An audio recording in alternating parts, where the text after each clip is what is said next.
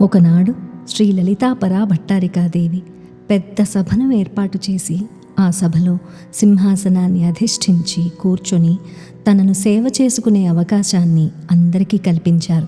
అప్పుడు అమ్మవారిని సేవించడానికి అక్కడికి కోటి కోట్ల కొలది బ్రాహ్మణులు, కోటి కోట్ల చతుర్ముఖ బ్రహ్మలు విచ్చేశారు. కోట్ల కొలది లక్ష్మీదేవతలతో కోట్ల కొలది నారాయణులు, కోట్ల కొలది గౌరీదేవతలతో కోట్ల కొలది రుద్రులు లలితాంబికను సేవించి తరించడానికి వచ్చారు.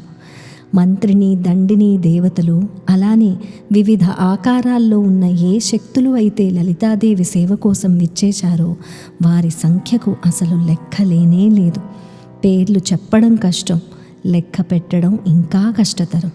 లెక్క కట్టలేనన్ని దేవతా సమూహాలు, విశ్వామిత్రుడు మొదలైన పుణ్య మానవ సమూహాలు, సిద్ధ యోగుల సమూహాలు ఆ సభకి విచ్చేశారు. శ్రీ లలితాపరా భట్టారికాదేవి వారందరికీ దర్శనాన్ని కలుగజేశారు. ఓం శ్రీ మాత్రే నమః. ఓం శ్రీ గురుభ్యో నమః. ఇది శ్రీ లలితా సహస్రనామ పూర్వపీఠికలో అగస్త్యుల వారితోటి హయగ్రీవ స్వామి చెబుతున్న అమ్మవారి సభకు సంబంధించిన శ్లోకాల సారాంశం. మరి ఆ శ్లోకాలు ఏమిటో ఒకసారి నేర్చుకుందామా?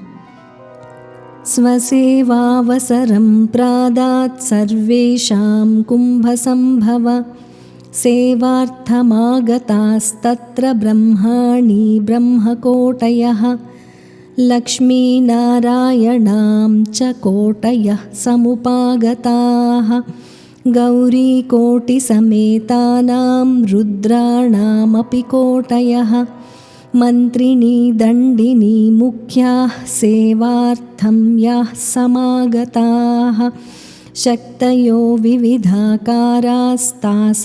సంఖ్యా న విద్యతే దివ్యౌఘా మానవౌఘాశ్చ సిద్ధౌఘాశ్చ సమాగతాః తత్ర శ్రీలలితాదేవి సర్వేషాం దర్శనం దదౌ.